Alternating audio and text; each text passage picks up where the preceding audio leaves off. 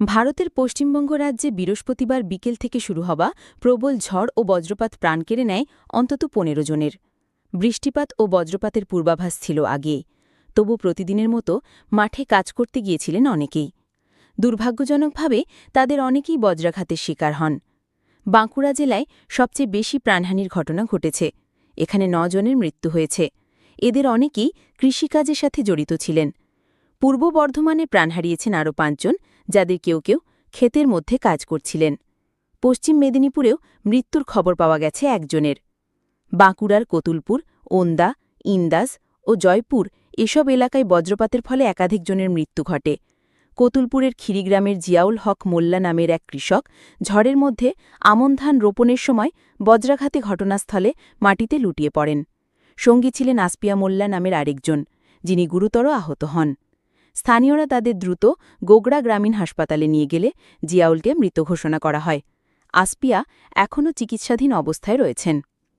ওন্দা এলাকায় মাঠে কাজ করছিলেন নারায়ণ সাওয়ার। বজ্রাঘাতের শিকার হয়ে তিনিও মারা যান।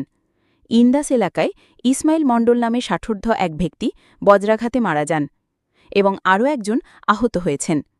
জয়পুর থানার খড়িকাশুলি গ্রামে প্রাণ হারিয়েছেন উত্তম ভূঁইয়া নামের এক ব্যক্তি। পূর্ব বর্ধমানে যারা মারা গেছেন তাদের বেশিরভাগই কৃষিকাজে নিয়োজিত ছিলেন। মাঠে কাজ করার সময় বজ্রপাত তাদের উপর আঘাত হানে। মৃতদের মধ্যে রয়েছেন সনাতন পাত্র নামের এক ব্যক্তি, যিনি মাধবডিহির বাসিন্দা ছিলেন। আরও এক তরুণ সঞ্জয় হেমব্রম, যিনি আউশ গ্রামের বাসিন্দা, নিজের মামার জমিতে ধান রোপণের সময় বাজ পড়ে মারা যান।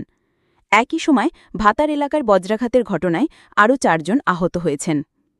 এদিকে পশ্চিম মেদিনীপুর জেলার চন্দ্রকোনা ২ নম্বর ব্লকের ভগবন্তপুর এক গ্রাম পঞ্চায়েতের লাহিরগঞ্জ এলাকায় লক্ষ্মীকান্ত পান নামের এক কৃষকের মৃত্যু হয়েছে।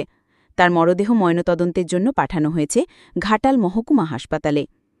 এই ধরনের প্রাকৃতিক দুর্যোগে মানুষের প্রাণহানি ফের একবার দেখিয়ে দিল প্রতিদিনের জীবনের সাথে কতটা ঝুঁকি নিয়ে কৃষিশ্রমিকেরা মাঠে নামেন। নিরাপত্তা ও আগাম সচেতনতামূলক ব্যবস্থা কতটা জরুরি তা এই ঘটনাগুলো আবার মনে করিয়ে দেয়। প্রিয় দর্শক, এই ছিল আজকের বাংলা 24 চ্যানেলের সর্বশেষ নিউজ। নিয়মিত নিউজ আপডেট দেখার জন্য বাংলা 24 চ্যানেলটি সাবস্ক্রাইব করতে ভুলবেন না। দেখা হচ্ছে খুব শীঘ্রই নতুন আরেকটি ভিডিওর সাথে থাকার জন্য ধন্যবাদ।